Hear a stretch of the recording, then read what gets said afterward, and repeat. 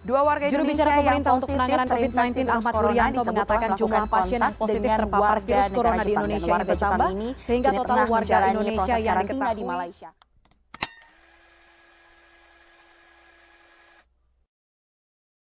Coronavirus ini awal ditemukan di sebuah pasar hewan di Wuhan, Cina.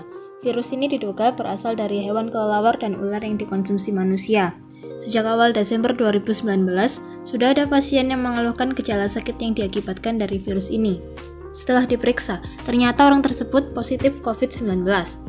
SARS-CoV-2 merupakan salah satu anggota coronavirus yang menyebabkan infeksi pernapasan. Virus ini menular melalui hewan dan manusia yang bahkan hingga kini telah memakan banyak korban jiwa. Tidak lama setelah virus tersebut menyebar di Cina, kemudian disusul laporan adanya penderita COVID-19 dari Thailand dan Jepang. Namun, penderita mengaku tidak pernah mengunjungi tempat terjangkit virus di Wuhan. Dengan demikian, virus tersebut menular melalui kontak antar manusia. Penularan coronavirus antar manusia dapat melalui droplets. Jadi, ketika seseorang yang positif COVID-19 sedang bersin atau batuk, kemudian air liurnya mengenai orang lain, maka orang tersebut bisa tertular. Namun, yang menjadi masalah adalah seseorang yang telah terkena virus ini tidak langsung menunjukkan gejala sakit karena masa inkubasi dari coronavirus ini adalah 2 sampai dengan 14 hari. Sehingga orang karier tersebut bisa menyebarkan virus ini tanpa disadari. Inilah penyebab penyebaran COVID-19 begitu cepat hingga pada 11 Maret 2020, WHO telah mengumumkan coronavirus sebagai pandemi. Indonesia pun tak terlepas dari penyebaran virus ini. Pada bulan Februari diketahui sudah ada 2 orang positif COVID-19. Kedua pasien tersebut akhirnya mendapatkan perawatan intensif. Tidak lama setelah itu, virus ini menyebar hingga setiap daerah di Indonesia. Bahkan beberapa wilayah kini dinyatakan sebagai zona merah COVID-19. Untuk mencegah penularan virus yang terus menaik secara signifikan, pemerintah mengambil keputusan untuk mengarantina seluruh wilayah di Indonesia, termasuk sekolah, universitas, dan kantor. Semua diminta untuk melaksanakan aktivitas seperti belajar atau bekerja dari rumah selama 14 hari.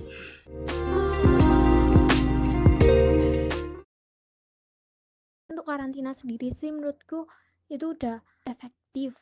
Pemerintah Indonesia itu mulai tes kayak gini tuh massal biar ya udah pasti ada atau enggak coronanya itu di dalam dirinya itu. Nggak hanya karantina aja sih. Pemerintah daerah tuh lebih mengawasi lagi masyarakat-masyarakatnya tuh biar nggak bandel dibilangin untuk gak keluar rumah atau malah jalan-jalan. Belum cukup efektif karena masih banyak orang yang keluar sih, tidak di rumah saja. Mereka tetap mendatangi keramaian meski sudah diimbau oleh pemerintah.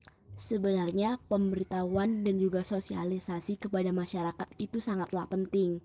Masyarakat juga harus tahu tentang virus corona untuk membuat mereka paham. Mereka bisa saja tidak peduli dalam upaya pencegahan penyebaran virus corona ini. Jadi pemberitahuan dan sosialisasi kepada masyarakat itu sangatlah penting, dan ini yang harus ditegaskan oleh pemerintah.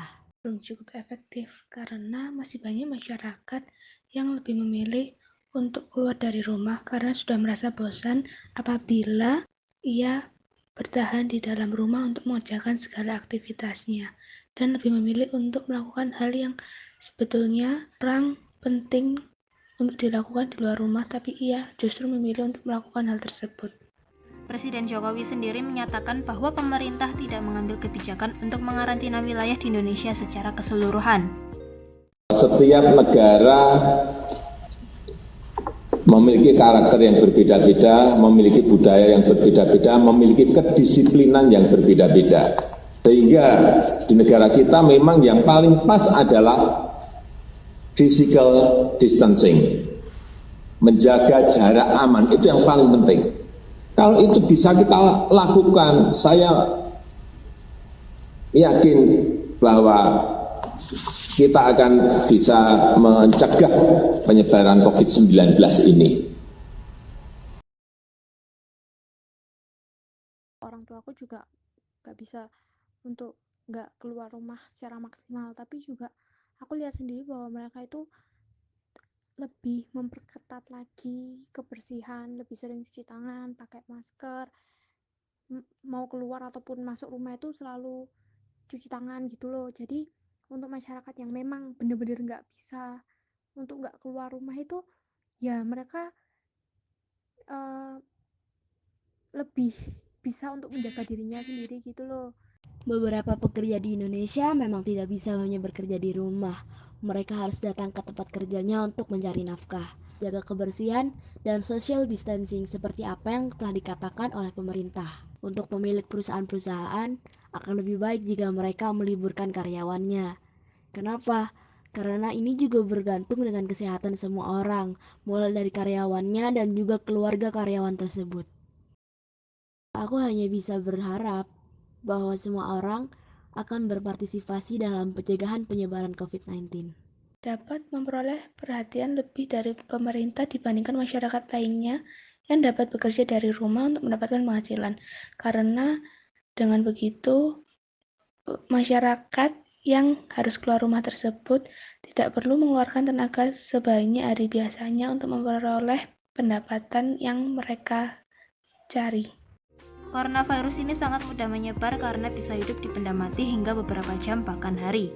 Oleh karena itu, kita yang bisa bekerja dari rumah, usahakan sebisa mungkin untuk tidak keluar rumah apabila benar-benar tidak mendesak. Melakukan physical distancing juga perlu dilakukan, karena dengan kita menjaga jarak dengan orang lain itu bisa mencegah penularan virus antar manusia.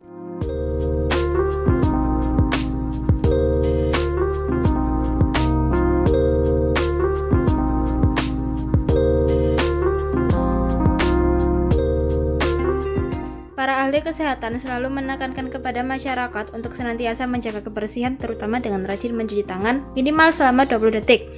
Karena kalau kurang dari itu, kuman-kuman di tangan masih menempel. Jadi, setiap melakukan pekerjaan, apapun itu, usahakan untuk sering mencuci tangan dengan air dan sabun. Namun, apabila hal tersebut tidak memungkinkan, dapat juga diganti dengan menggunakan hand sanitizer dengan kandungan alkohol minimal 60% agar dapat membunuh kuman di tangan.